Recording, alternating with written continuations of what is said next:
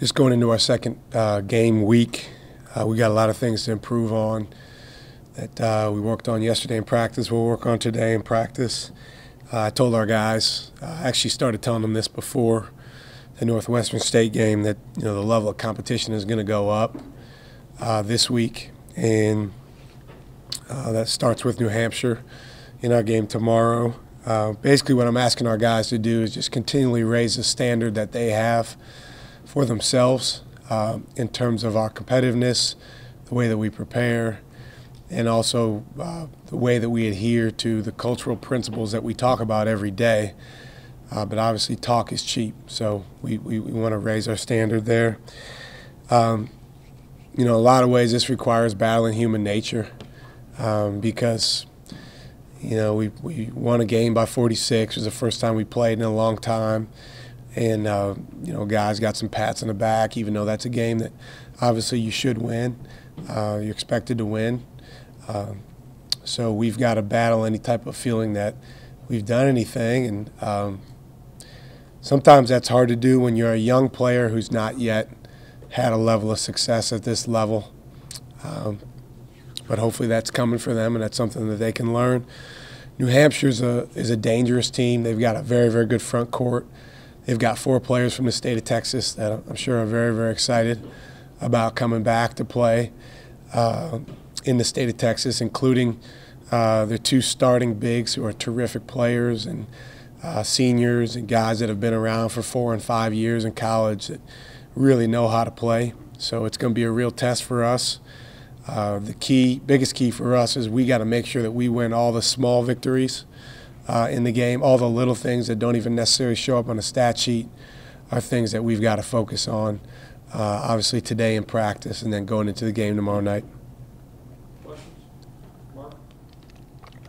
I know it was an exhibition game, but both teams took it seriously. So after seeing what A&M did to West Virginia, does that give you any perspective on your team since you beat them?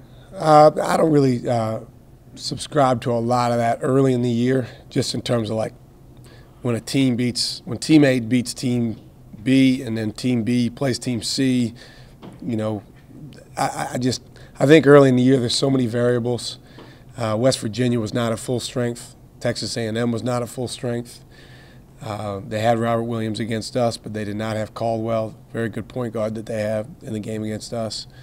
So I think, if nothing else, it says that Texas A&M's got a really good team, and they got a chance to have a very, very good season. I thought our guys were very competitive in that game. I thought particularly on the front court, the way that our bigs competed with a very, very good Texas A&M front court. I think what that does say is when our guys are locked in and focused on following our plan, they can be really good. Well, carryover was our big emphasis, as you know, Dustin, and I thought our guys did a good job carrying over in a lot of ways. Probably the best statistic was having 23 assists and 5 turnovers. That's a recipe for success if you can do that. I don't know how many games we'll have over a 4-to-1 assist-to-turnover ratio, but it's more than we had at any time last year, and that's something that we want to continue to do. In terms of areas where we can improve, there's a ton of stuff on defense that we need to do better. Transition defense, what we call fixing it, which is sprinting back, getting matched up, no open shots. Just our level of readiness on plays all the time. Some of our freshmen, some of our new guys just have a long way to go in terms of understanding some of the concepts and some of the rotations. But, you're never really satisfied on that end of the floor. I think we have the potential to be a very, very good defensive team, but we have a lot of stuff we've got to get better at. Offensively, I thought our guys shared the ball well for the most part, but at the same time they were still probably 5, 6, 7 shots that we should not have taken. We should have made the next pass. So we need to be relentless about that as a team in terms of trying to go get a great shot every time down. But the fact that our guys handled the ball well and we got at least a shot each time down except for 5. It was a real good step in the right direction. Shaka, Dylan offensively seems like he never looks like he's uncomfortable anywhere on the floor offensively. Is that just something that he's just a basketball player? Is that something you learn? How do you kind of quantify that? He's very versatile, very multidimensional. He can do a lot of different things. Where he got that from, I think what it is, Roger, over the years, he's been placed in some different situations on the court where, he's been a back-to-the-basket guy, so he has experience there. He's been a guy that shoots threes. He has experience doing that. He's always a guy that he likes making the crafty passes. He likes to put the ball on the floor. So, when you combine all that stuff, he has some experience doing those things. He's comfortable in practice. Last year, when you're redshirting and sitting out, you pretty much have free reign to do whatever, because in a lot of times you're on like the second team playing against the starters or the guys that play the most minutes. So all the stuff that you saw him do on Friday night, he did that all year last year, including bring the ball up the floor, initiate offense, shoot threes. Biggest thing with Dylan is we just don't want him to play with hesitation. We want him to be aggressive. When you saw him, shoot the threes that he shot, that's hopefully a function of him just letting go and playing and attacking. Sometimes when a player has hesitancy, they tend to not be able to make those plays as well. But we like him to be aggressive, obviously. He's our best offensive engine by far on our team, not just for him scoring, but for creating opportunities for other guys. Sure. Going back to transition defense, the granted only 5 turnovers, which was good, but the number that caught my eye was 0 points allowed off turnovers. How much are you mentioned fixing it? How much do you focus on that? Give up turnover, okay, but don't give up the easy run out. Yeah. The easy dunk. Well, there's a couple different types of turnovers. Obviously, as you know, there's the ones that you can defend. Right. Like if you have a travel or a shot clock violation, over and back, throw the ball out of bounds. And then there's the ones you can't defend. You're reversing the ball, across the top of the key, and they run through it and go the other way. I don't care how good you are on defense. It's impossible to defend that. And that was an issue for us at times last year. And even if you have 2 or 3 or 4 of those type of turnovers, you might say, well, that's not a ton of points, but it obviously in a close game it makes a big difference. So it is a lot of points. So the first principle on our defensive doc is about starting our defense with good offense and floor balance. Floor balance is when we shoot the ball, making sure we have a couple guards back. So that's actually the first part of our defense starts on offense, trying to get good shots, trying to execute, take care of the ball, and then when we do shoot, making sure that we have a couple guards back. So at the very least, we can defend the basket and stop the ball. There was some breakdowns on Friday where we did not do that, and that's what I was pointing to when Dustin asked his question as one of the areas where we need to improve. Shaka, obviously early in the year you can go about it certain ways. Do you experiment with lineups? How do you go about your rotation, and when do you try to maybe narrow it a little? That's a good question. I mean, we have 11 scholarship guys. They're all guys that we feel like can help us at different times, but at the same time, there is there is kind of a difference certainly between certain guys at different positions. With that being said, the fine line is we need all of our guys. We're going to need them at different times as soon as tomorrow night. So it's important you don't want to let guys get buried on the bench because, number one, they're talented young guys that can grow and improve and develop. And number two, they can help the team if given the opportunity in certain situations. So you just have to strike that balance. A lot of coaches, they go with a short rotation right away. We did that in a couple of our scrimmages. We shortened the bench a little bit more. But Friday night was, obviously the score got going in our favor, so it wouldn't have made any sense to not let other guys get opportunities, and I think they all gained some valuable experience from it. Talking about recruiting, you've recruited guys Harlem, Houston, DFW, but what's it like recruiting somebody from the top of the world and Mecca from Barrow, Alaska? Did you make the trip up there? Not yet. It's something we've talked about maybe doing. He actually goes to high school in Portland, so when I have gone to see him, I've gone to see him there. But yeah, he's a really unique kid from actually literally the northernmost city in the United States, in Alaska, Barrow, Alaska. And his father is Hawaiian, and his mom is Alaskan, so has an extremely unique background. Very bright kid, very cerebral, skilled. He was one of the top three-point shooters in the Nike EYBL circuit in the spring. But probably the most impressive thing about him as a basketball player is he's played 3 years of high school basketball and he's won 3 state championships. And hopefully he can go 4 for 4 this year. So as a coach, there's always a level of excitement you have during the recruiting process if a guy has won, because that's what you're trying to do here. Do you think it seems like you're striking a pretty good balance of, you have to go to New York to get a guy that's great, but you've gotten the best recruit out of Austin last year, you got a Westlake kid, you got a Cibolo kid. Do you feel like you're doing a good mix of in-state, out-of-state? We're trying to. I mean, we're fortunate to be in a state where there's a lot of really good players. There's a lot of really good coaches. Basketball means something to young people here and to the folks at the grassroots level and the high school level. There's a lot of passion. So, we certainly want to do a great job trying to attract the best guys in the state of Texas. We are the University of Texas. With that being said, I don't think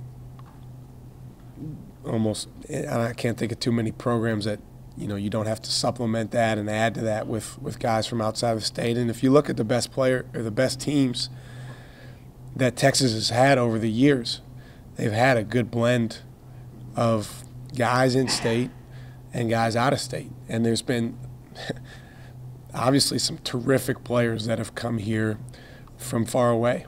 There's guys that have come here from Canada. There's guys, KD's from Maryland, Avery Bradley's from the upper Northwest. So we're going to continue to try to recruit nationally because the Texas brand is well thought of and well known around the country, but we also want to do a great job in the state. How's Eric doing, Coach?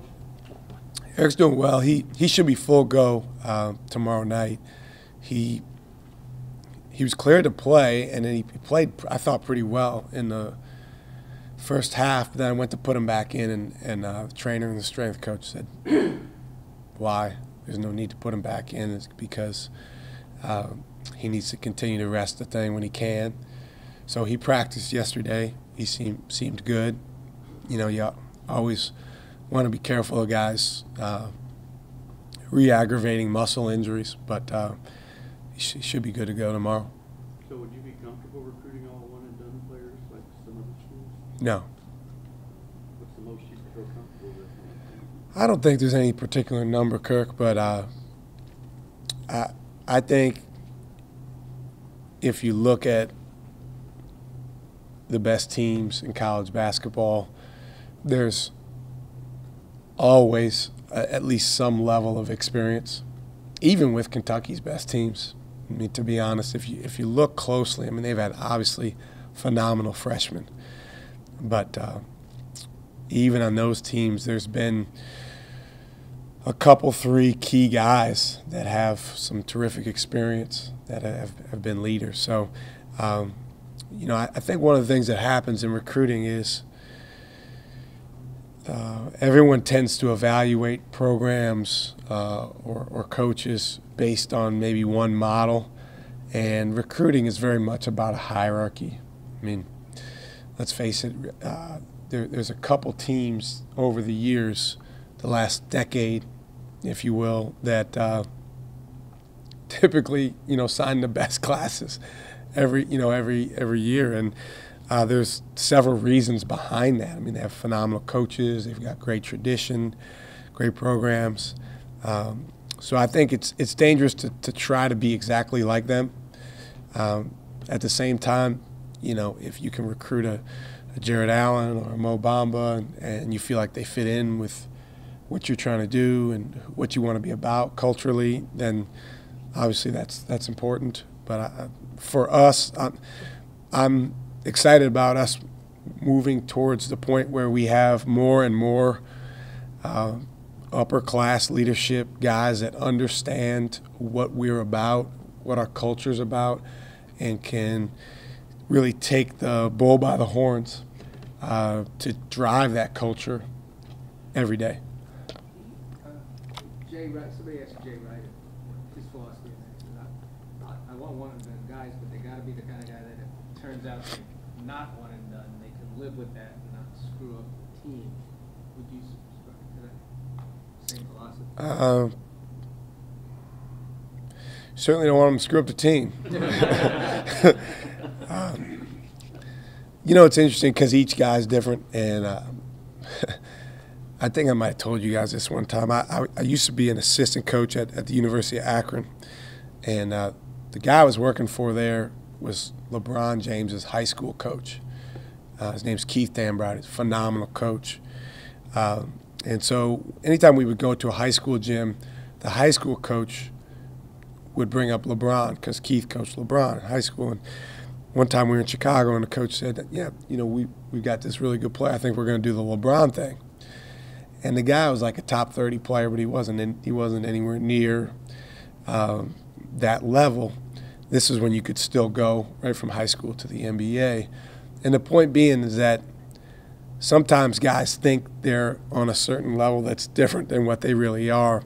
I don't know if something about basketball is subjective, but it's, for me, it's pretty easy to look like there's KD, and then there's this guy, and then there's, but players, sometimes coaches, have a hard time differentiating. So I think the challenge is if somebody comes in and they're just grossly unrealistic with what they think is going to happen, because when you get to college, and this is happening for our guys now, it will continue to happen for really any group of young guys in any program, you get hit with reality. When reality hits, now all the hype and all the rankings and all the talk and all the plans of what's going to happen or what might happen, that stuff goes out the window, and now it's the ball goes up in the air, and can you go get it, and can you go make a play? And you're going up against guys that you maybe have never heard of, but because they've been in college 2, 3, 4 years, they're kicking your butt. And there's a level of cognitive dissonance there, like, what is going on? Like, this doesn't make any sense.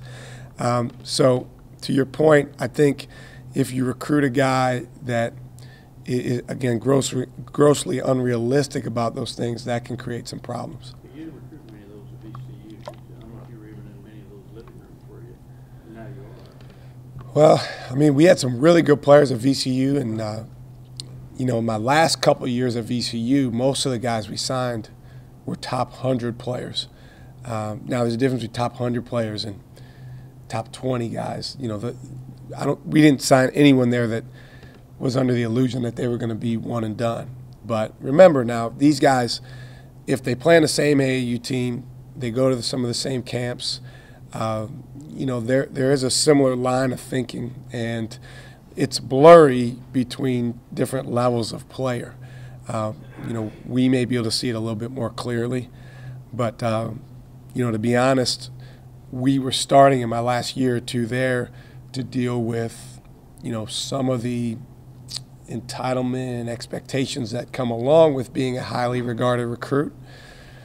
That's part of the reason I said, hey, if we're going to deal with that, it probably makes sense to be in a situation where you have a chance to attract, or at least try to attract, guys that are thought of as the best players. Has that happened to Mo yet? I can't believe this, playing against guys, or do you think that's still coming? Yeah, I mean, when Dylan kicks Mo's butt in practice, which happens sometimes, then I think by now Mo has a level of respect for Dylan. But I remember, like, we went into Mo's home, we showed him film of Dylan, and we said, hey, this is who you're going to be playing with. He said, oh, yeah, that's nice. And, Dylan making threes. And it was all practice film from last year. It's him practicing. And, so I think he had a certain level of respect. But then he got here, and like I told you guys, normally we've put them in the preseason on different teams. Dylan's team always wins. Always wins. And so it's like, yeah, this is reality, man. And but I don't think that's uncommon. You're talking about a guy in his 4th year against a guy who just played his first game. Was that eye-opening for Mo a little bit? Well, you'll have to ask him. He's a bit of a contrarian, so he'll probably say no. But I think every day is eye-opening for these new guys. And, again, what you have to understand is in our sport, this is different than maybe other sports, we're truly trying to get these guys to be something that they're not quite ready to be. Just by nature of the calendar, the way it works, the fact that a guy's going to be with you for a matter of months. And so it's a daily fight. Where is the standard going to be? I want it here. He wants it there. So now we're going to fight about that every day. And at the same time, we have to have a relationship. And it's part of the job that I enjoy. I love the relationship.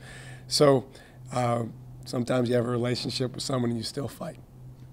Is it more when they're defended like they've never been defended before, or when they have to defend like they've never had to defend, that kind of aha moment for the young guys? Well, it's both. I think it's those two things are a little bit different. On offense, what happens, especially with young big guys, this happened to Jared a lot early last year, is Jericho's dealing with this, Mo's dealing with this, Royce. Two big things that are harder at this level. Number one, guys get their hand on the basketball way more when you have the ball. It's like in high school, nobody ever touches the ball, so you can go make your move and go finish it. And now, like, the guys are swiping at the ball as you go make your move. It's harder to get it at the basket, contesting shots more. And then the second thing is just the raw physicality is not even close.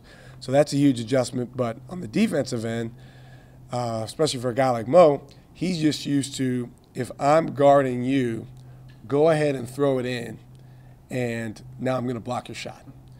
And now we're playing against guys in practice and teams like New Hampshire who have bigs that are very capable of scoring against Mo, that now if you let it in, number one, it puts you in position to possibly foul.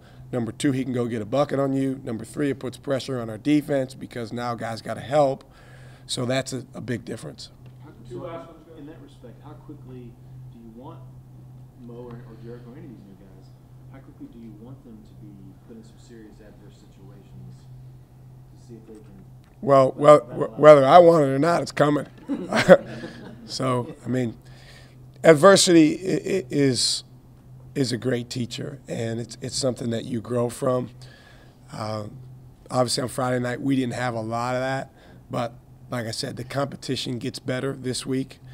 It obviously continues to get better as the non-conference schedule rolls along. But we're really trying to focus, Brian, on what's important now. So when I talk about small victories, it's like today. Let's do a great job getting to the tank and eating a great lunch, coming prepared to practice, and, again, holding ourselves to a certain standard that's going to allow us to be successful, not just tomorrow night, but moving forward. And we can't take that for granted with young guys. We've got to make sure we continue to emphasize that. Speaking of the standard, I mean, you've mentioned that you guys' potential specifically on defense is very, very high. Do you take the tone with these guys early on, whether it's practice, film, whatever, that, hey, we need to be held to the elite standards, like in terms of the little things? Dustin, that's a fight every day in practice, me against these guys, every day. And I shouldn't say me, our whole staff, because Darren Horn and Mike Morrell defensively are on these guys as much or more than me. So it's a fight every day because, again, human nature dictates that it's going to matter more to people like us that have been through it more, have more experience, have seen the the pitfalls that go along with youth, inexperience, have seen certain traps you can fall into when you don't have the proper level of respect for what the opponent can do. And you don't want to be scared. You don't want it to be fear, but you want to have a healthy nervousness about, hey, this might happen if we're not on edge to be our best. So that, yes, that's a fight every day. I think Dylan gets it. I think Snoop gets it. But we need to bring the rest of our team along with that, and we've got to do it every play, every day. And I mean, I'm not saying anything that's different than what any other coach is talking about right now. But again, as you mentioned, with the potential that we have, it's can we as coaches get the guys to want to be that good as much as we do?